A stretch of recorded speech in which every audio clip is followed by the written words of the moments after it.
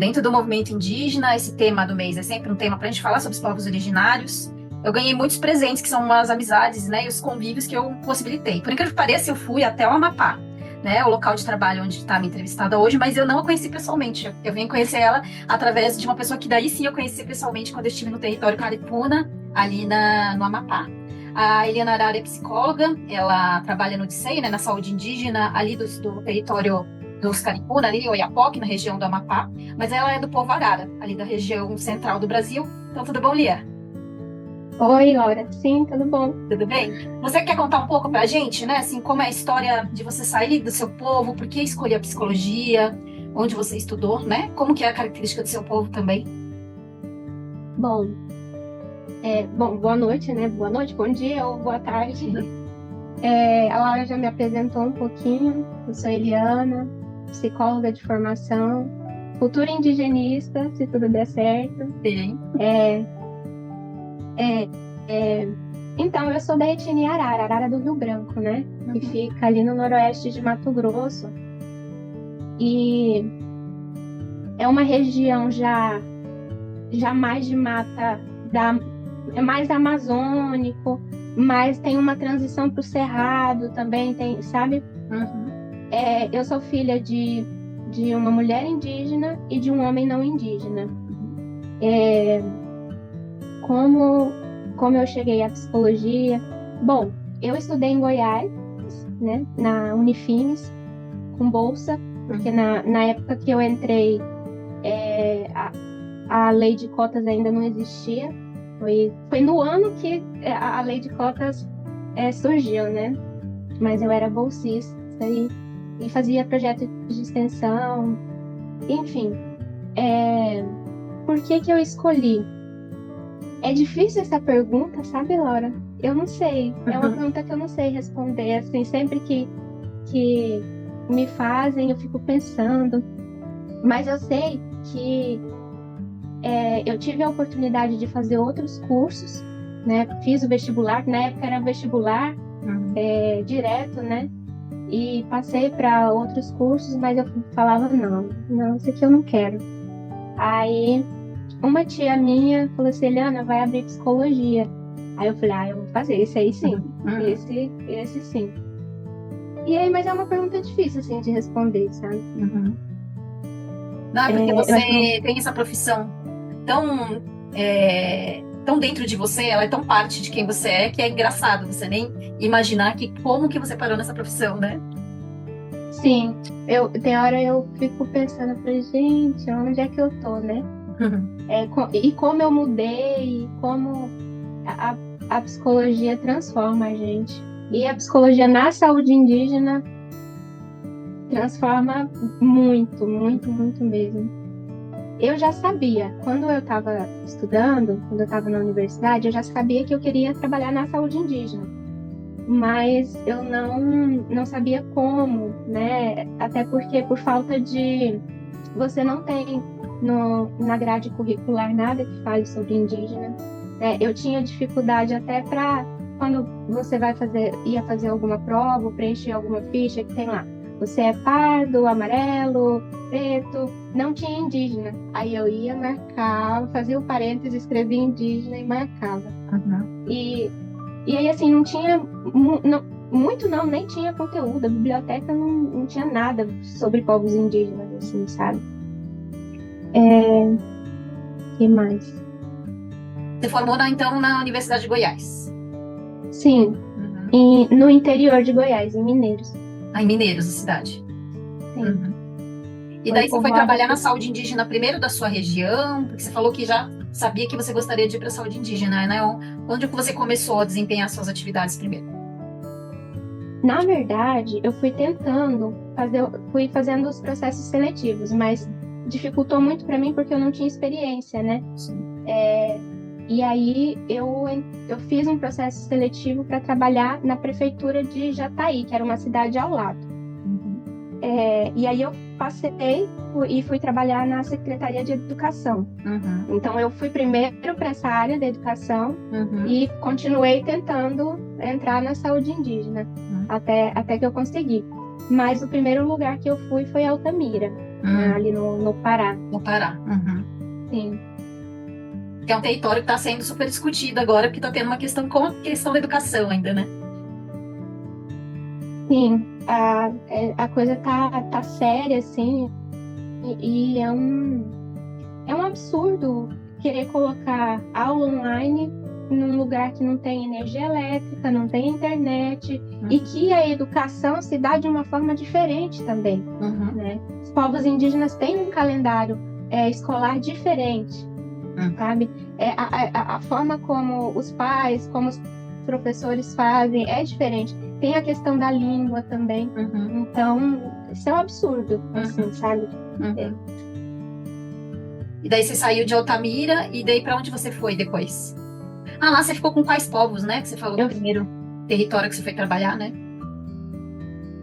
olha, eu vou falar primeiro do povo que eu mais gostei de trabalhar, que foi os Arara do Cachoeira Seca. Eu Uhum. sou apaixonada, assim, por eles e até hoje a gente conversa, sabe? Trabalhei com eles, trabalhei com a Arara do Laranjal, Araueté, Assurini, Paracanã. Os Paracanã também eu tenho um carinho muito grande. Uhum. Mas o caos da Belo Monte não me deixou, eu não consegui ficar lá, Uhum. sabe? Uhum. Acabou me adoecendo, eu adoeci. E aí, bem na época da pandemia, foram acontecendo algumas coisas. Eu falei, não, eu vou voltar para casa, eu vou ficar um tempo longe. Aí eu voltei para Mato Grosso, fui para aldeia, fiquei lá com a minha mãe, com a minha irmã, meus sobrinhos, sabe? Um ano inteirinho, assim, sabe? Sem pensar em nada, só tomando banho de rio e aproveitando. E aí, no momento que eu senti saudade, eu falei, eu tô com saudade de trabalhar na saúde indígena, eu acho que agora eu posso voltar. Uhum. Aí comecei a fazer os processos seletivos de novo. Uhum. Passei para Tocantins, mas aí falei com meu pai falou assim, Eliana, Tocantins é muito quente, não sei o quê. Uhum. Aí fiz pro Amapá também, passei, aí vim, peguei meu carro, eu vim dirigindo Meu Deus, que longe. lá. Eu levei uma semana de lá pra cá, mas é porque eu, mulher, né? A gente, mulher, tem que ter alguns cuidados, e ainda dirigindo sozinha na estrada. Eu parava ao entardecer eu parava Uhum. para poder dormir. E aí no outro dia eu seguia a viagem. Uhum. E vim pra cá. E você tá aí há quanto tempo no Amapá? Eu cheguei em julho de 2022. Nossa. Já tá há 2 anos e pouquinho já, né? Sim, 2 anos e meio. Uhum. E aí você compreende todo o estado? Você está mais com o pessoal da capital? Você está mais com os indígenas que estão em Oiapoque? Qual que é a tua área de abrangência e de cuidados, né? Olha, me colocaram como referência técnica, apesar de eu não achar que eu sou tão preparada para isso, né? Então eu trabalho com todas as etnias. E aí pega todo o Amapá e pega o norte do Pará também, que é os Tirió, Siquiana, Tipiana, Uhum. e pega o Bona também, o Zapará e o Aiana. Então, a região do Iapoque, quando eu entrei, era uma vaga só para psicólogo, né? Uhum. E aí eu ficava entre o trabalho da sede de referência técnica e o trabalho de assistência. Uhum. Mas eu lutei, briguei. Aí a gente conseguiu mais uma vaga para psicóloga e já deu mais uma aliviada. Mas o meu foco, e foi o que eu coloquei no Plano Distrital de Saúde Indígena homologado pela Ministra de Saúde, mais 8 vagas de psicólogo. Vai acontecer devagar, talvez eu nem esteja aqui, mas esses profissionais vão ser contratados e vão trabalhar em polo base e nas casais. Uhum. E conta um pouco desse trabalho, né, do psicólogo no território indígena, né? Porque é uma linguagem, inclusive um entendimento distinto, inclusive do que se entende, né, de saúde. Eu conversei com uma outra Sim. profissional, que é da saúde também, e ela estava me explicando que não tem muito essa distinção do que seria a saúde mental e a saúde, porque para o indígena isso é uma questão integrada que é o bem viver, né? Então, como que você consegue trabalhar essa questão do entendimento emocional para essas pessoas e como que você pode ajudá-los? Você tem mais facilidade, talvez, com um profissional não indígena, porque não existe essa distinção, né, tão feita pelos nós aqui, vamos dizer, ocidentais, né? Assim, Laura, eu acho não, eu sempre quando eu tenho a oportunidade de falar com as pessoas que estão entrando, eu sempre digo, entre com calma. Estude, né? Você precisa estudar sobre, pelo menos o básico sobre aquele povo que você vai trabalhar. E chega com calma, escuta primeiro, né? Entenda as demandas, porque às vezes quando você chega naquela instituição, a instituição te traz uma demanda sobre aquela etnia, e quando você vai para o território, aquele povo te traz uma outra coisa, sabe? Outras demandas. E aí o bem viver, né? O bem viver, a gente, no contexto da saúde indígena, a gente trata como bem viver, porque tem essa relação com tudo. Não se separa e não tem hierarquia entre ser humano, natureza, outros animais. Tem muito presente a questão dos sonhos, né? Regras também, então você precisa ir entendendo isso aos poucos. Você não pode chegar e querer aplicar aquela psicologia. Vou aplicar aqui a Gestalt, vou aplicar aqui a psicanálise, vou aplicar a TCC, sabe? Não vai funcionar. Exato. E senta, conversa, reúne com as pessoas, tenta aprender pelo menos o básico da língua, né? Se esforça. Porque aí eles te veem e aos poucos vão criando mais confiança, como qualquer outra pessoa, né? Mas a gente que é indígena, a gente é muito desconfiado. E aí a gente demora mais tempo, né? Para poder... com toda razão. Eu acho que por aí, não sei se eu respondi tudo que você perguntou. Sim. E hoje em dia, que demandas assim você percebe que são mais frequentes, né? Ou que são mais, vamos dizer, mais prementes ali onde você está atuando? Laura, depende da região. Tem uma região que está passando por uma questão de insegurança alimentar. Uma outra região está enfrentando a questão do suicídio, do uso abusivo de álcool. Já em outra região é a questão do racismo, é a questão do petróleo que estão, né? E vai muito de região, cada região tem uma questão, assim. Então isso a gente também precisa entender.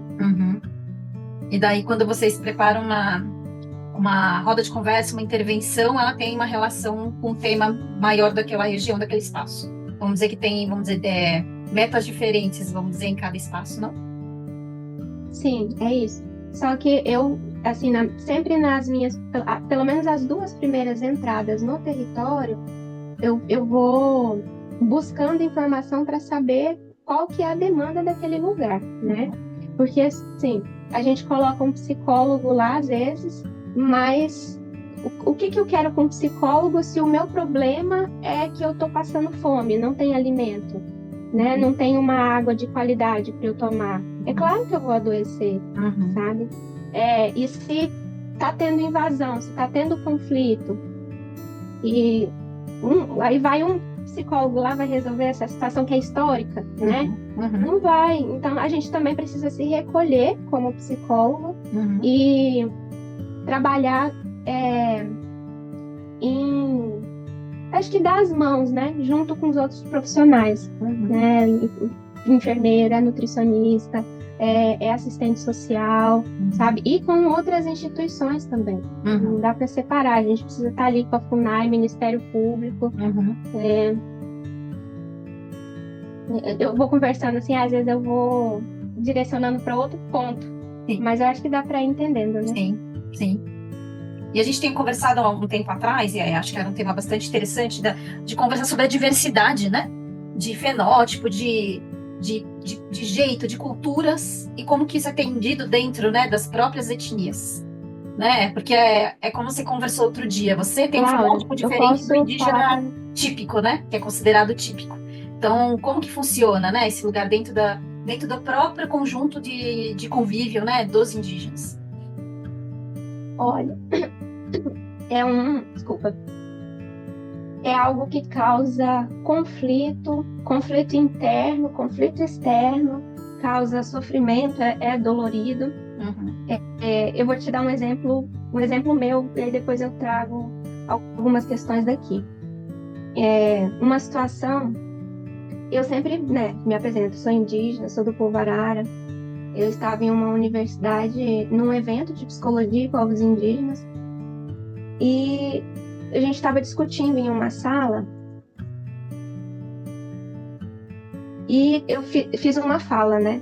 Quando eu fiz e a minha fala é sempre assim, às vezes não, na maioria das vezes ela é incisiva, né? Eu ainda não consigo ter um pouco mas eu lembro, e aí ficou gravado para mim um antropólogo, e o que me assustou é que foi um antropólogo indígena. Ele usou a frase assim que eu terminei: o indígena tem cabelo liso, mas o coração é enrolado. Na hora eu não entendi, sabe? Eu peguei como um elogio, mas aí foi passando o tempo, eu fiquei com aquilo na cabeça e eu falei, cara, isso é preconceito, sabe? Não foi uma fala para trazer algo bom, assim. E aí, mas assim, aí passou. Só que isso mexe com a gente, mexe, porque você não tem o fenótipo, né, do que seria, do que a maioria das pessoas pensam que é o indígena ideal, assim, fica no imaginário deles. E isso também é histórico, né? Livros trazem isso, enfim. As pessoas foram deseducadas com relação a isso. E aí, você dentro de uma instituição, você também é muito questionado. O racismo, ele vem, mas de uma forma mais sutil, né? De uma forma mais sutil. E aí passou um tempo, aí eu esqueci essa situação, né? Só que aí sempre vem alguma coisa dali, daqui, uma fala dali, um comportamento, um olhar. Aí um dia resolvi mandar para minha mãe, né? Mandei mensagem, eu falei assim, mãe, o que faz eu ser indígena? E aí o interessante é que ela não entendeu a pergunta. Ela falou assim, como assim, Eliana? Porque pra gente, a gente sabe? Não tem que ter uma explicação, a gente só é. E aí foi quando eu comecei a entender, né? Eu falei assim, eu não preciso me reafirmar o tempo todo, não. Eu sou e pronto, né? E quem disser o contrário, eu vou, né, educar. Olha, não é bem assim a coisa.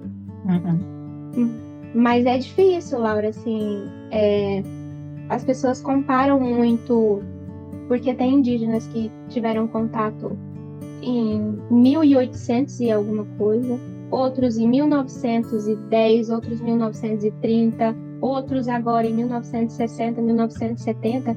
Então essas pessoas vão ser diferentes, né? Culturalmente, fisicamente. Então não é isso que não é a imagem que te faz ser indígena, é você pertencer, né? Você se sentir, você pertencer a um lugar e aquele lugar também te considerar como. E assim, aqui onde eu estou trabalhando, aqui no Amapá e Norte do Pará, também tem muito isso, né? Não só as pessoas de fora, mas os próprios profissionais tendem a comparar um povo que teve um contato com a sociedade ocidental em 1930 com um povo que teve contato em 1970. E aí, assim, tem algumas coisas interessantes. Isso foi assim que eu cheguei, né? Um colega virou e falou assim, porque tal etnia, por que eles não pensam em ter uma geladeira, em ter um sofá, em ter uma cama?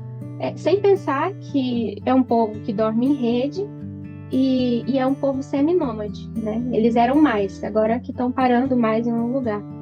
E aí eu achei engraçado, sabe? Mas é estranho esse pensamento, para mim não faz sentido. Eu virei e falei assim, você já pensou alguém dessa etnia, eu não vou falar etnia, mas você já pensou essa etnia se mudando como eles mudam de casa, carregando um sofá nas costas?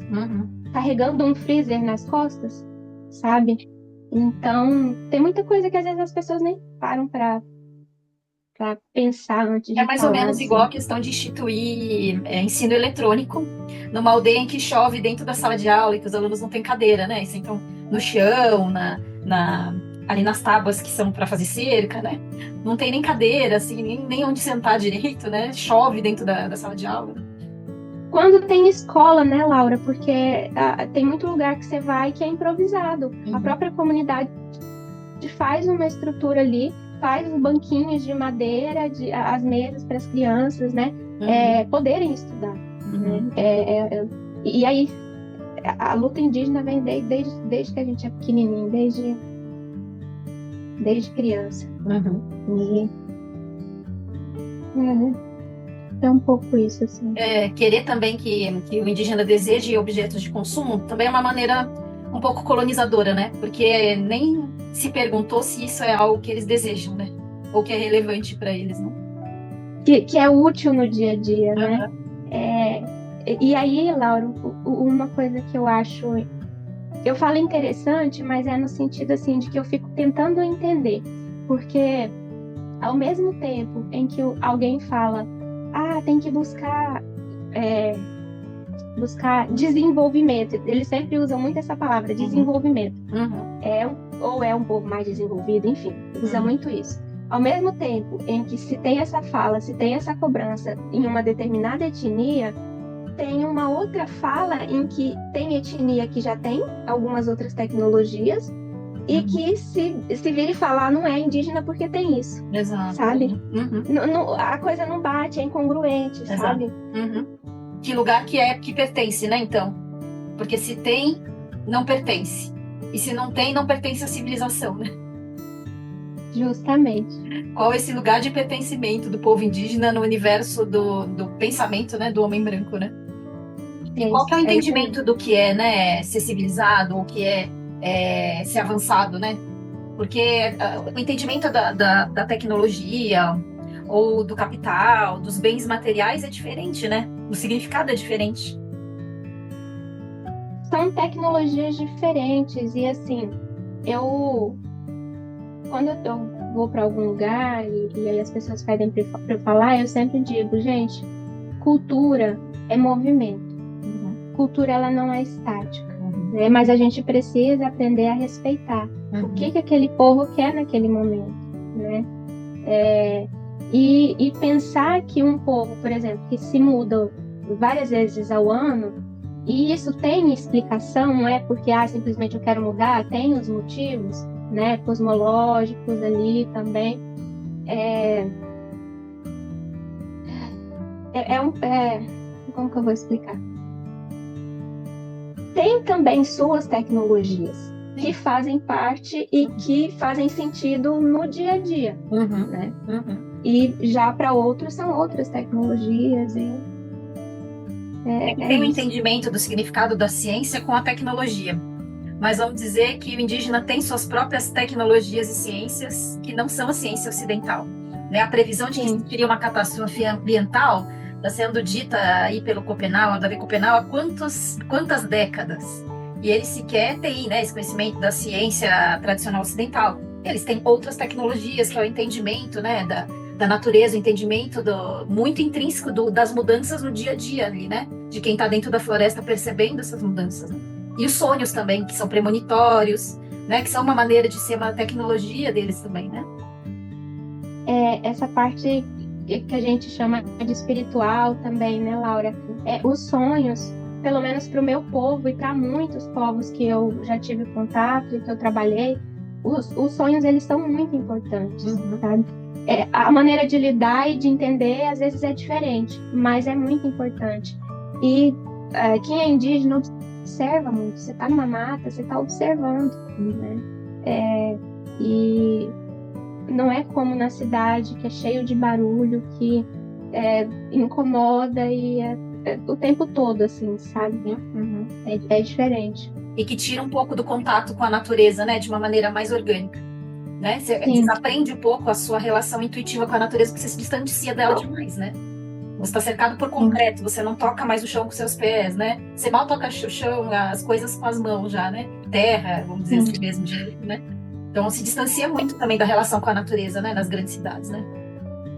é uma dificuldade que eu tenho, assim, desde que eu resolvi trabalhar na saúde indígena, né? Na verdade, desde que eu fui estudar, saí para estudar, que é essa falta. Só que depois de um tempo é que eu fui entender como o rio para mim é importante, como a água é importante, como eu preciso volta e meia aí para poder voltar melhor, sabe? Uhum. Porque faz um bem tão grande e você andar descalço, o silêncio, sabe? Você escutar os passarinhos, não tem coisa melhor, né? Uhum. É isso. Uhum. E me conte aí agora, você estava falando, né, da possibilidade de ser indigenista, né? Quais são suas metas futuras? O que que você sonha para o teu desenvolvimento profissional, pessoal, né, Elia? Então, desde 2016, eu tive a vontade, fui pesquisar, né? Fui entender o que que a FUNAI faz e buscando lá desde a época do SPI, né? Entendendo todo esse processo histórico aí que é violento também, foi feito né? Atravessou a FUNAI, enfim. E aí fui pesquisar o que que era escutei alguém falando, né? Eu sou um indígena indigenista. E aí eu fiquei com aquilo na cabeça e fui pesquisar. Achei Uhum. muito interessante. Eu falei assim, eu quero isso. Uhum. E aí, mas em 2016 eu ainda não estava formada, né? E aí eu não consegui. Foi quando aconteceu o concurso da FUNAI, eu não pude fazer. E Uhum. também estava sem grana, porque ele acontece só nas capitais, né? Assim acontecia. Uhum. E, e aí passou, né? E aí veio esse governo aí, né? Genocida, Uhum. sucateou a FUNAI, sucateou a saúde indígena, não teve concurso. Uhum. E aí agora com o CNU estudei, eu já vim estudando, né? A gente não para de estudar. Uhum. Mas eu fiz um intensivão e consegui me classificar. Agora eu estou só aguardando a lista final. Vou sair de psicóloga, mas a psicologia não vai sair de mim para ser indigenista. É uma ferramenta que vai ser muito útil, né, para você enquanto indigenista. Então, né, porque você vai conseguir ter uma dimensão muito grande do humano, né? Do indígena enquanto humano, por conta de você ter, né, as bases da psicologia. E da antropologia, né, que eu gosto muito também. Uhum. Então, vai ser bom, vai ser muito bom. Uhum. É claro que eu vou enfrentar muita dificuldade, assim como na saúde indígena a gente enfrenta, né? Uhum. Mas é um outro lugar que eu quero passar e entender melhor como que acontece ali. É isso. Uhum. Não, e é muito importante, eu acho, né, ter indígenas dentro dessas carreiras, porque as pessoas se sentem cuidadas e compreendidas por um igual, né? Eu acho que cada vez mais existe a necessidade dessa ocupação desse espaço, né? Do indígena psicólogo que possa fazer trabalhos dentro das comunidades, às vezes das próprias comunidades, né, de onde ele provém, né? Indigenistas que são indígenas, que podem entender melhor do que ninguém, né, o funcionamento de um povo, como defender um povo isolado, né? Como resguardar esse povo e sua cultura, a importância disso, né? Então, eu acho Eu tenho fundamental. uma, eu tenho uma amiga antropóloga que ela trabalha na FUNAI, mas ela é lotada em Brasília, né? Uhum. E aí assim que eu soube que eu estava classificada, aí eu já liguei, né, para conversar com ela. E aí ela falou assim, Li, a gente precisa muito de pessoas indígenas dentro da FUNAI, Sim. sabe? Eu não tinha me tocado nisso, né? Uhum. Mas Porque o assim como é universo de importante, pessoas que estão prestando concurso é diverso, né? Assim, acho que deve ter vagas lotadas para indígenas, mas o não indígena também vai estar prestando, né, esse concurso. E ele às vezes pode ocupar sim, essa vaga que deveria sim ser de um indígena, né? sim.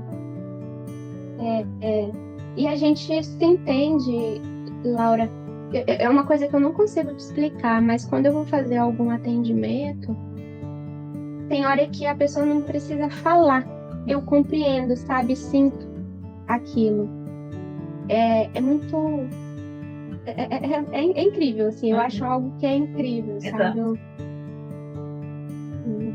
E são situações que às vezes um profissional não indígena na saúde, nas áreas de educação, na área cultural, vai demorar muito tempo para entender o significado, né? E isso vai E, a- dificultar muito o diálogo e a confiança entre, né, aquelas pessoas e o profissional que, por melhor intenção que ele tenha, vai ter suas dificuldades, né?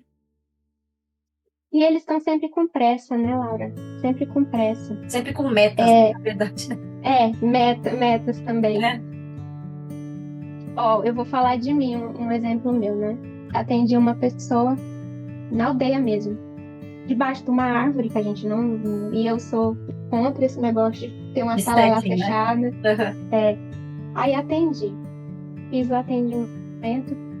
Aí voltei pra cá, né, pra Macapá, e fui pra lá algumas vezes, até que eu encontrei com ele de novo. Uhum. Aí fui cumprimentar, só que eu tava num período que eu tava muito agitada, muito Uhum. agitada. E aí eu tava com muita novidade, eu virei pra ele, fui falando, sabe, assim, muita coisa. Aí ele virou, Eliana, eu quero que você atenda meu irmão. Mas eu gostaria que você. Só que assim, não com essas palavras, né? Sim. Claro, mas eu quero que você atenda ele do mesmo jeito que você me atendeu. Aham. Com calma, Uhum. sem pressa. Uhum. Aí naquele momento eu entendi, eu falei, caramba, eu tô conversando com ele aqui muito acelerada, né? Aí foi Uhum. quando eu diminuí. Uhum. Acontece com a gente também, né?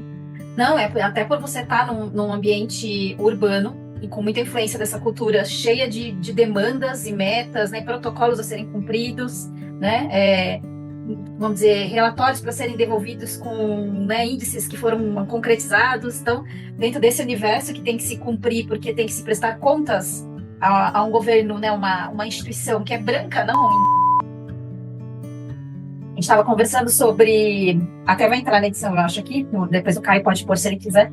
Que a gente foi interrompido pela natureza. Caiu um raio e caiu o sinal, né? Mas a gente estava falando da diferença de estar dentro de um território e o tipo de atendimento proposto, né, e realizado no território, e o que a gente faz dentro do mesmo atendimento, mas dentro do contexto da cidade, que é um pouco. Eu vou dizer, um pouco amedrontante também, até para o indígena se abrir mais, né? Eu acho que ele não se sente seguro. Não é o território dele, tá dentro de uma cultura que não é a dele também. Eu acho que é até mais difícil, né, para estabelecer esse diálogo de confiança, né? Ele se deve sentir muito acuado ali, né, nesse espaço. Você fala da gente indígena Do profissional indígena com. do indígena sendo atendido, vamos dizer, num espaço de saúde, considerado um espaço de saúde que o branco desenvolveu para atender pessoas, né? Uma sala, um consultório, um Ah, setting, né? é muito diferente, é muito diferente. É, eu já atendi dentro de uma sala e é, é é bem distinto de quando você vai até, por exemplo, lá na casa da pessoa, ou você vai. Eu já atendi pessoas em que eu falei, vamos caminhando aqui, né, na estrada, assim, e ir conversando e caminhando na estrada. É diferente, a pessoa se abre mais, né? Parece que ela percebe que você tem um pouco daquilo também, né? E que você talvez tenha passado por coisas que. Porque nós indígenas, a gente tem muito. Assim, eu falo de várias etnias, a gente tem muito em comum, né? Nessa questão do sofrimento e das lutas, assim. É, é isso. Uhum. E, bom, isso é considerado, né, dentro da nossa cultura, um atendimento de acompanhante terapêutico, né? Ou de visita domiciliar. E eu acho que é mesmo Tem. para esse homem já branco acostumado com os consultórios, ambulatórios e hospitais, ele também se sente muito mais à vontade se ele é atendido no seu espaço, no seu quintal, na sua sala de casa, na padaria, né, com um acompanhante terapêutico. E às vezes você consegue muito mais naturalidade no diálogo, né, e nesse vínculo criado, do que você ficar dentro desses espaços confinados e desenvolvidos para se aplicar uma técnica, né, vamos dizer assim. Sim. Uma coisa é a visita domiciliar, né? A visita domiciliar você faz, mas eu gosto de chamar de acolhimento. Eu não digo uma terapia, porque nem sempre isso vai encaixar ali, né? E até porque você não consegue acompanhar, né? Uma terapia você está ali sempre, toda semana, né? Com a pessoa. E eu gosto de chamar de acolhimento, mas aí tem que ser um acolhimento bem feito. Exato. Você vai ver essa pessoa com muito pouca regularidade, ou talvez será a única vez, né? Que você vai ver. Sim. Uhum.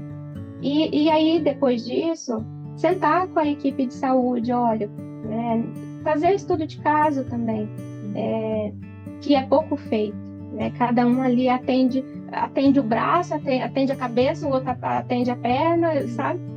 Tudo desmembrado assim, e ninguém se conversa e para entender O que eu senti porque às quando eu vezes fui para um território daí mais especificamente para um sistema de saúde, observar o funcionamento do sistema de saúde, o agente comunitário, que normalmente é um parente que mora, inclusive, na mesma aldeia, é a pessoa que tem o maior entendimento do todo do que acontece com aquela família ou com aquele indivíduo.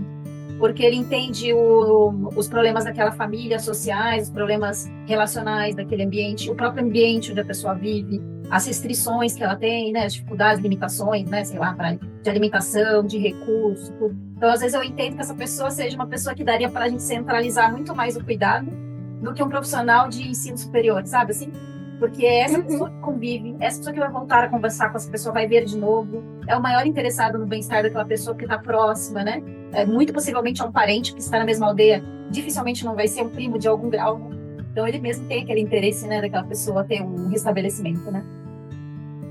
Sim, esse ano a gente focou nos projetos de educação permanente voltada para os AIS e para os AISAN, né, os agentes indígenas de saúde e os agentes indígenas de saneamento, justamente com esse entendimento, que é ele que está ali o tempo todo, né? E tem lugar que não vai ter um técnico de enfermagem, não vai ter um enfermeiro, um médico, e quem está lá é o AIS, né? Então a gente precisa fortalecer essas pessoas. Esses tempos atrás eu estava ouvindo uma reunião que estava acontecendo na CESAI e eu escutei a frase assim: a gente precisa parar de pensar e de tratar o AIS e o AISAN como carregador de mala. Com certeza. Que é o que acontece muito, né? Assim, você tem um receio de dar recursos para ele, acreditando que ele tem pouca técnica envolvida, e ele é quem tem o melhor envolvimento com isso. Acho que quem mais vai conseguir explicar como se dá um medicamento para uma pessoa e ajudar a convencer ela de manter o uso, fazer uma boa adesão, é muito mais ele, talvez, do que o médico que vai ver uma vez por semestre, a enfermeira que vai ver uma vez por mês, né? Ou que aquela pessoa tem que se deslocar até a saúde indígena para poder receber uma orientação do técnico de enfermagem. Então, quem mais vai observar se está tomando, que horário, convencer, qual é o benefício, é o agente de saúde, porque é ele quem desloca a pé, vai até sua casa, né, tomar um copo d'água com você, almoçar com você, né, convive com você, conhece suas dificuldades, é a pessoa que ouve a tua demanda de tudo, né, desde problemas sociais até relação familiar. Então, se a gente dá possibilidade técnica e dá demais subsídios para o agente de saúde, talvez a gente atinja muito mais pessoas, né, que é mais importante, né, do que você ter um recurso ultra especializado, é atingir um número maior de pessoas beneficiadas, né? Sim. Não adianta eu ter uma dermatologista um fim de semana por ano, né? Para atender uma demanda ali, sei lá, de uma hanseníase, e daí na prática, no dia a dia, não tem ninguém para explicar prevenção, cuidado, vamos dizer assim, num nível muito, muito, né, distante de um para outro tipo de atendimento. Da outra especialidade para a gente que está ali no dia a dia do paciente, né? Mas é ele quem vai monitorar o que está acontecendo, se houve uma piora, se está sendo cuidado para não ter transmissão, por exemplo, é essa pessoa que está ali, não o dermatologista que vai lá uma vez por ano, né? Sim. Você me fez lembrar de uma situação agora. Quando eu trabalhei com os caiapós, tinha um paciente, ele usava psicotrópico, né? Começou a usar. A família só falava na língua, o pai falava um pouco do português, e aí assim, falei, gente, como é que a gente vai passar para entender os horários certos? Porque eu tava entendendo que ele tava tomando nos horários errados, sabe, e tal, assim. Eu falei, como é que eu vou fazer? Aí eu falei, eu vou desenhar. Aí desenhei o sol, desenhei a lua, sabe, assim, para mostrar os horários. E aí, na hora que eu tava desenhando, e aí no meio-dia, assim, também, aí a mãe virou, ela falava bem pouquinho, ela, agora eu entendi, sabe? Então, às vezes, não é uma coisa mirabolante, não é um negócio tão difícil, sabe? É só você ir ali e por exemplo, eu acho muito importante que tenha o agente comunitário ou a técnica de enfermagem que for muito próxima de um paciente usando psicotrópico, quando eu faço um atendimento dentro de SEI, para ter certeza que a pessoa entendeu a medicação, o horário, porque às vezes você, por exemplo, você recebe amostras, e daí você tem amostras de 1 miligramagem, de outra miligramagem, e você tem que tomar uma terceira, né? Vamos dizer, você recebe de 1 miligrama, 2, você precisa usar 4 ou 5. É muito importante que tenha alguém para ajudar a monitorar isso, porque é uma tecnologia mais complexa de ser entendida, assim, né? Então, se tem alguém que ou distribui já, né, já faz fracionado para entendimento disso, ou separa em potinhos, já com explicação de como vai ser, isso mais desenhado, ou bem explicado, ou por cor, sei lá, por alguma, né, alguma forma de entendimento bastante concreta, ajuda muito mais a fazer a manutenção. E também, se quando a gente explica para que serve a medicação que está sendo usada, se alguém intermediário entre nós, que tem uma pessoa de pouco entendimento do português, vamos dizer assim, e um agente comunitário ou um enfermeiro, um técnico que entende bem a língua e entende bem o português, consegue explicar a ação e a importância do medicamento para aquela pessoa. Porque senão você não consegue adesão, né? Não é a figura do profissional falando tem que tomar, a receita está escrito certinho como é e o nome do remédio que vai fazer com que ele tome. Né? Nem a gente que é branco muitas vezes entende o nome do remédio, ou entende que tem que parar a tal época ou não pode parar o medicamento, né? Então não é falta de conhecimento técnico, assim, né? É o como você faz para a pessoa entender a necessidade de adesão. Então, se falando português já é difícil convencer em fazer entender, né, e criar essa adesão ao tratamento, acho que dentro dos indígenas é importante que daí tenha né, uma pessoa intermediária para ajudar nessa relação, né, com o paciente. E por isso que seria muito mais fácil ter mais profissionais indígenas, daí médicos ou, né, enfermeiros, né, psicólogos, dentistas, porque daí ele consegue explicar inclusive na língua e alguém do próprio povo, então é mais confiável, né? Tudo isso acho que é muito mais importante, assim. Né, mas eu entendo a dificuldade, porque é difícil você conseguir formar-se, né, como indígenas nas universidades, dado o preconceito, a falta de recurso, né, as limitações de você sair da sua aldeia para a cidade, né, tudo isso que o adoecimento, porque se adoece também na universidade, né, mas a gente tem uma política de assistência farmacêutica voltada para as populações indígenas e ela traz isso. Uhum. Ela traz que se tem uma bula, se tem uma orientação em português, isso deve ser adequado para a língua, né, daquele povo, tem que ser distribuído de uma forma correta. E uma coisa que eu me deparo muito, Laura, é com a questão dos efeitos colaterais. Sim. Porque o psicotrópico ele vai trazer efeito colateral. E aí, às vezes, a pessoa, ela confunde. Quando você vai falar com ela, vai atender, aí você pergunta, por que você parou de tomar o medicamento? Ah, porque estava me fazendo mais mal do que bem. Sim. Mas o que você estava sentindo? Ah, eu estava sentindo tontura, dor de cabeça, eu estava vomitando. Aí você vê que, na verdade, é um efeito colateral que vai acontecer por um tempo. E isso você também precisa explicar para a pessoa. Mas né? Isso é uma falha, eu acho que do médico, de uma maneira geral, mesmo quando ele vai orientar alguém da cultura dele. Porque ele fala muito dos benefícios da medicação, mas ele pouco explica dos efeitos adversos, se eles vão ser contínuos ou vão ser temporários, se entre esse efeito adverso e outro, o que é melhor você optar, né? Por conta de, olha, esse vai trazer boca seca, esse aqui vai te dar ganho de peso. O que para você é imprescindível, por exemplo, né? Isso vai te incomodar mais do que isso, né? Porque não vamos conseguir evitar nenhum deles, né? Não tem, que todo medicamento tem um efeito adverso. Então, qual é aquele que você toleraria melhor, né? Vamos dizer assim. Então, também essa questão da orientação, eu acho que falta, inclusive, dos atendimentos médicos em geral. E acho que para os indígenas mais ainda, porque já existe uma dificuldade muito maior de aceitar tomar um comprimido feito por um branco querendo me dar alguma coisa que eu nem sei se vai me fazer mal. Daí você me dá e faz mal, como que você quer que eu continue utilizando isso? Né? Fica muito mais temeroso, muito mais desconfiado, né? E acaba provocando muito mais baixa adesão, né? Sim. Né? Já é algo que você não sabe como é produzido para virar uma pílula, né? Que coisas foram colocadas para virar essa pílula, né? Um emplasto de uma planta, eu sei como é feito, porque eu sei da planta, né? Um chá de uma folha, que eu sei que vai curar aqui uma doença, eu sei que é feito porque tem o cheiro da folha, eu vi a folha ali dentro, tudo. Agora, um comprimido, que é feito pelo homem, o que foi colocado ali dentro? Isso aqui é farinha, é açúcar, é pó? Que pó é esse? O que tem ali, né? Vai me fazer bem? Vai me fazer mal? Que tipo de coisas ruins podem ter, que podem gerar uma série de fantasias também, né? Já foi-se muito enganado, né? O indígena já foi enganado muito tempo pelo branco por muito menos. Imagina ainda querendo colocar algo ali que promete ser mágico e salvar e pode me causar mal, né? É bem difícil mesmo.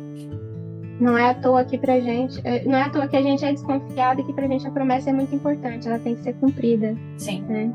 Por isso que não dá pra prometer também, né? É uma questão que eu sempre já fui alertada bem no começo, na verdade, para a pessoa que me colocou dentro do movimento indígena, né? Se alguém vem e te pede qualquer coisa, né? E você falou, não, beleza, pode me procurar que eu vou te dar. Se você não der, você perdeu a confiança dessa pessoa, muito possivelmente das pessoas no entorno, né? Porque ela confia que você vai fazer aquilo que foi prometido e que possivelmente todas as outras vezes que ela precisar, ela vai poder contar também, né? E às vezes isso não é possível, né? Então, por exemplo, você fazer um atendimento lá na aldeia, você fala, não, você vai voltar para me ver. não dá para prometer que eu vou voltar para ver, porque nem eu sei se eu vou voltar para ver, né? Então, Sim. muitas vezes assim, não, meu desejo é, então vou falar que eu vou voltar. Claro, eu quero voltar para te ver, daí você não vai voltar, né?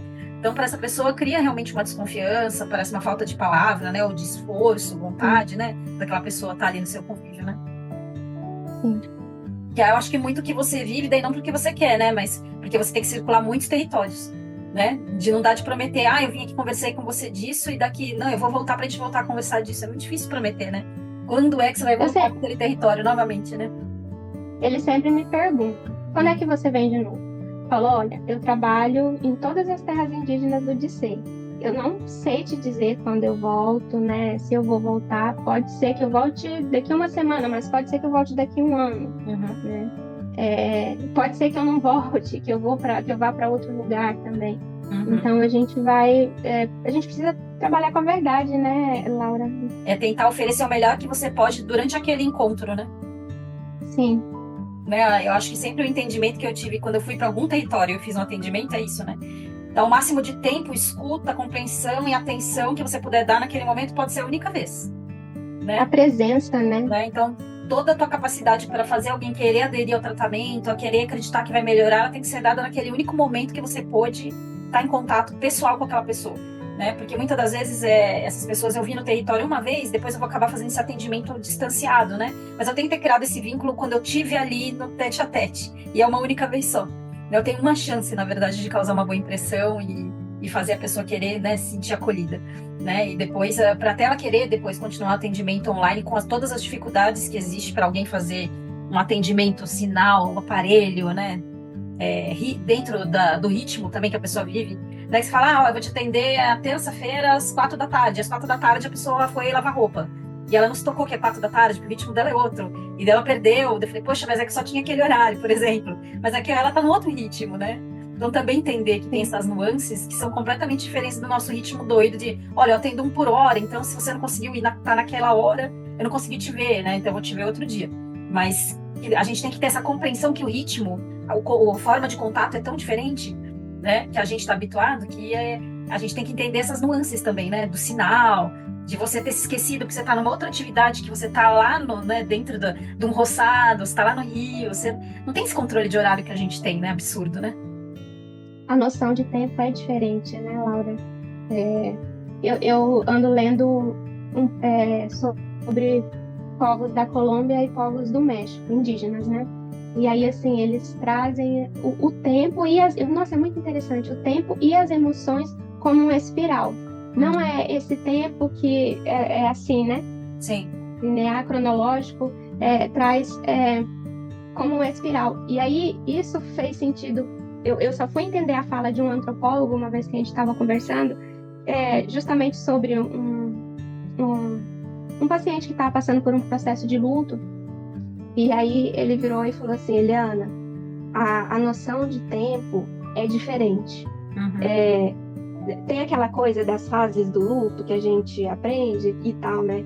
Mas é como se em algum momento fosse assim, em algum momento aquela pessoa vai sentir como se tivesse acontecido naquele dia, naquela hora, sabe? Ter aquela mesma emoção. Uhum. Aí, assim, eu fiquei com aquilo na cabeça, né? Não entendi muito bem. Aí, lendo depois, né, sobre esses povos, aí tá. Né? Uhum. Então, em algum momento a gente vai passar de novo por aquele ponto, sabe? Que pra gente, a gente chama de déjà vu, né? Assim, que fala, nossa, eu acho que eu vivi Isso, exatamente isso, eu vi exatamente a mesma coisa, ou eu tive a mesmíssima sensação, né? Assim, a gente chama de déjà vu, mas eu acho que pode ser algo desse tipo de espiral, uma situação que você viveu em algum outro momento e você está vivendo novamente num outro contexto, né? sim, sim. E eu acho Aí interessante fez porque isso é sentido para mim. entendido como o déjà vu às vezes é compreendido cientificamente como uma falha de conexão, tipo um episódio epilético parcial, por exemplo, né? Falar, você teve essa sensação porque você teve um curto-circuito temporário. E eu não sei se o curto-circuito não é um entendimento nosso diferente, quando a gente não está exatamente naquela realidade e consciência, né? Consciência como a gente entende, sabe assim? A gente está num outro Sim, paralelo de consciência naquele momento. E são formas diferentes de entender, né? O significado das coisas. Eu entendo mais por aí do que do que uma divergência, sabe? Qual é o significado do sonho, por exemplo, que também é uma alteração bioquímica para a ciência ocidental e para os indígenas tem a ver com a espiritualidade, né? Então, esse entendimento do tempo e das voltas do tempo, como foi um déjà vu para a gente, é um fenômeno cerebral, vamos dizer, bioquímico, e para o indígena é esse entendimento além da consciência que a gente está vivendo, sabe? São só maneiras diferentes de entender uma mesma tecnologia, né? Sim. Eu tenho sempre essa impressão, como era possível se prever catástrofes ambientais sem ter o conhecimento técnico de satélite, laboratório, entendimento bioquímico, porque a ciência e a tecnologia do indígena é diferente, porque ele entende a Terra e o tempo da Terra numa outra forma, né? Que é uma outra ciência, é só uma outra ciência, na verdade. E sente, né? Sente a Terra, né? Também. Né? Interessantíssimo. E aqui são coisas muito legais para você estudar, né? Enquanto antropólogo, porque entender as tecnologias diferentes e as maneiras diferentes de entender ciência, filosofia, né? Do olhar indígena é muito interessante, né? E é tão rico quanto a ciência e a filosofia ocidental, né? Eu gosto. Parece que quanto mais eu vou entendendo, assim, mais faz sentido as coisas que eu sinto, sabe? Bacana. Você tem alguma coisa que você acha que eu não perguntei para você que você acha extremamente importante a gente conversar, ou que você acha que é importante tanto para uma pessoa branca que tem interesse na cultura indígena, como para o próprio indígena, como um aconselhamento, uma constatação? Laura, eu não sei, assim, é difícil pensar assim, mas tem uma coisa tem algo que eu gosto de falar sempre, é que território indígena é todo o território, é a terra indígena, é a cidade, e o indígena, você vai encontrar o indígena do cabelo liso, do olho puxado, mas você vai encontrar indígena do cabelo crespo, pintado de azul, pintado de vermelho. Você vai ver indígena cantando, fazendo rap, na arte da dança, na arte da pintura, ou estudando, fazendo ciência. Então, assim, eu acho que é um pouco disso que eu gosto de deixar, sabe? Que não tem é isso, sabe? É desse jeito. Sim. Existe de várias maneiras e com pensamentos e sentimentos e ideias, né, diferentes também. Que eu acho que é fundamental, né? Que é esse aldeamento nas cidades, né? Trazer a cultura e entender que também absorver a cultura do outro não faz dele não ser mais indígena, né?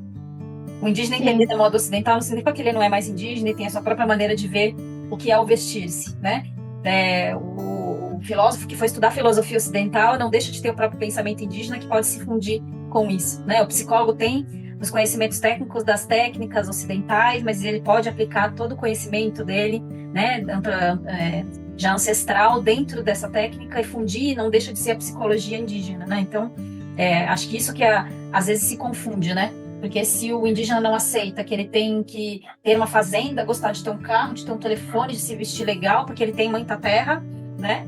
Então ele não quer evoluir, né? Não quer progredir na vida, sendo que o entendimento do que é capital, dinheiro, compartilhamento do que você tem de recurso é completamente diferente, a visão de mundo que é diferente, né? Então acho que é isso que eu sempre tento explicar para quem sempre senta comigo e fala, mas eu acho errado ter tanta terra para eles não fazerem coisa nenhuma, eles têm que evoluir. Não, mas eles já estão evoluídos dentro do que eles acham que é evolução. Evoluído para eles é manter como tá, porque a natureza já tem sua própria tecnologia, ela já evoluiu o que ela precisava, né, para poder se autogerir, né? Então para eles isso já está tecnologicamente evoluído, né? Sim. Então, acho que esse entendimento tem que ser sempre lembrado, né? Porque ou é bem o que você conversou. Se não tem interesse em ter recursos e querer ter recursos e ter bens, não está evoluído. E se tem um bem que é muito superior ao que eles acreditam que é de merecimento, daí não é mais indígena, né? Então, o indígena ele deveria querer ter um telefone, mas ele não pode ter um iPhone. E aí o problema é ser indígena, né? Exato. E a gente tá falando aqui, assim, de forma bem geral, né, Laura? Mas ainda tem uma questão que eu quero me aprofundar mais em outros momentos. É sobre as questões que perpassam pela mulher indígena, sabe? Tem muita coisa, assim, que a gente precisa falar. Bom, é um tema que é mais extenso ainda, porque eu acho que envolve a questão da mulher. Bom, a mulher hoje em dia tem um protagonismo político que é evidente, dentro do Brasil, pelo menos, né? Já é uma conquista muito ousada da mulher indígena, porque ela já tem dificuldade de conquistar o espaço dentro da própria cultura, né? E além disso, ela vai buscar um espaço de poder fora dos limites da aldeia e dos limites da sua cultura. Então, ela desafia os limites que o homem branco impõe e que sua família, sua etnia, muitas vezes impõe, né? Mas isso custa muito caro para ela, às vezes, enquanto mãe, enquanto filha, enquanto irmã, né? Porque ela perde o convívio, né? A intensidade da relação afetiva e familiar que a mulher indígena tem com seus parentes, e eu sei que isso é muito forte, né? Então é um conflito bastante complexo e é bonito e ao mesmo tempo é bastante comovente, sabe? Porque eu vejo esse sofrimento em quase todas as mulheres que são líderes, que eu já tive contato em algum momento, esse conflito entre querer ter estado mais próximo dos filhos, no seu desenvolvimento e, ao mesmo tempo, se orgulhar das conquistas que teve nas suas lutas ali, por voz dentro da sua etnia, por voz numa política ali do município, do estado, né? Então é um tema muito interessante. Até alguns dias atrás eu falei sobre um seriado que é americano, na verdade, dos povos indígenas americanos, se chama Reservation Dogs. Tem um capítulo, é da Disney, pra você ter uma ideia da série. Só que, apesar do produtor ser um homem branco, que é o Taika Waititi, que tem filmes, né? Ele é mais conhecido por filmes.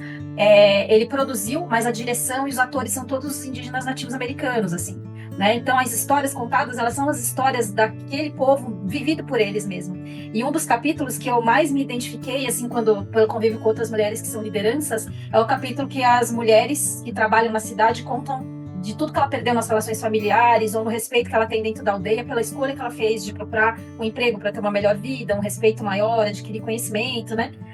Científico, técnico, tal, para trabalhar, né? Então eu vejo que esse é um problema, assim, da inserção da mulher indígena dentro de um espaço de conquista, de luta, que é mundial, né? Não é só brasileiro. Brasileiro talvez mais ainda, porque tenha mais preconceito, mas que é uma briga mundial por essa busca de espaço, né? Sim.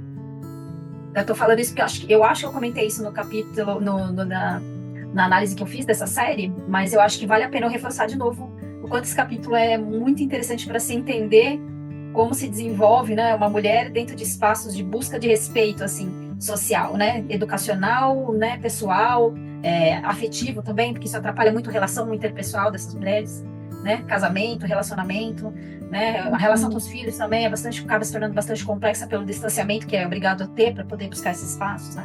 Então é um tema bem difícil, né, para ser conversado, né. Acho que a gente já conversou em algum momento também, né, Eliana, da questão da dificuldade que a gente tem, por exemplo, de poder dar algumas orientações para mulheres em determinadas culturas, porque os homens não aceitam que elas sejam examinadas ou tenham determinadas orientações, né? Então, ainda é um espaço a ser conquistado sem, ao mesmo tempo, eu querer desrespeitar aquela cultura local, né? Então, eu acho bem desafiante isso. É desafiador mesmo. Né? Porque muitas das vezes você quer dar uma orientação, quer fazer uma avaliação ginecológica ou psicológica mais aprofundada, mas em algumas culturas o homem, por exemplo, não aceita que aquela mulher passe numa consulta sozinha, né? Ele tem que estar junto ouvindo, por exemplo, e às vezes o que ela quer falar ele não poderia estar ouvindo, né? É uma coisa particular e ela não queria que ele estivesse ouvindo, mas dentro daquela cultura não existe espaço para isso, né? Então, mesmo que você quer dar essa escuta, você também não quer desrespeitar o que é uma determinação daquela cultura, né? Mas eu não vou mentir para você, tem hora que eu desrespeito, Laura.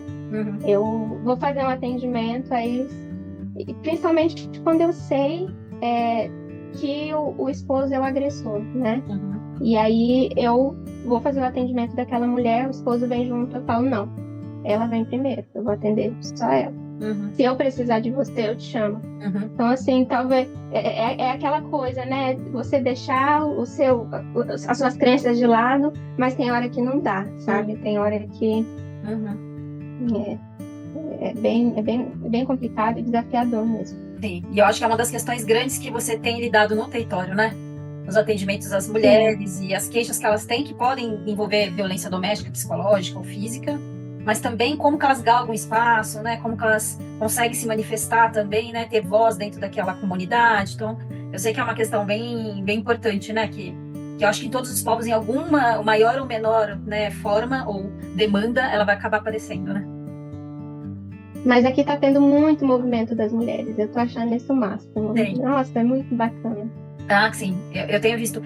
Como eu falei, acho que a maior parte das mulheres de uma representatividade maior, tanto na comunicação como na questão política, é de mulheres no Brasil. Você pode ver que esses grandes nomes que você vai ouvir de cada povo, né? Ah, tá, uma mulher do povo, uma pessoa do povo tal. Normalmente é uma mulher. É uma escritora, é uma artista plástica, é uma política, né? É uma cantora, é uma estilista. Normalmente é mulher. De uma maneira Sim. impressionante, são elas que têm um protagonismo em cada uma das etnias. Se for destacar um nome, a maioria vai ser de mulheres, né? Como isso é forte hoje e também gera uma responsabilidade muito grande para as mulheres e gera um confronto muito grande com os homens que sempre foram, né? Vamos dizer, a voz das aldeias, né? Hoje tem bastante cacicas, mas raramente eram, sempre foram os homens e a palavra final sempre foi deles, né? De como a cultura tinha que se manifestar, né? Qual é a palavra final do que se dizia daquela cultura. Então, essa mudança também, né, do paradigma que vem acontecendo, ele também é interessantíssimo, né? E tem uma coisa interessante, foi numa leitura de Viveiro de Castro, ele falando sobre uma etnia em que hoje são caciques, né? São os homens que tomam a decisão, que estão à frente, mas antes da invasão era um povo em que as mulheres é que lideravam. Olha só. Né? E isso é muito interessante, assim, de você entender esse processo de como foi violento mesmo, né? Uhum. Imagina, tirar a liderança das mulheres e colocar os homens ali para tomar as decisões, sabe? Até talvez porque talvez o colonialismo seja mais machista do que a cultura ancestral, né? Mas Né? Eu acho que possivelmente antes existia muita liderança feminina e aí a colonização europeia traz um machismo muito grande, né? Uma dominação da cultura masculina e agora tá, sei lá, tendo uma retomada, né? Dessa força da voz feminina. Que ainda não chegou, quer dizer, em níveis muito, muito difíceis de ser atingidos na cultura ocidental, né?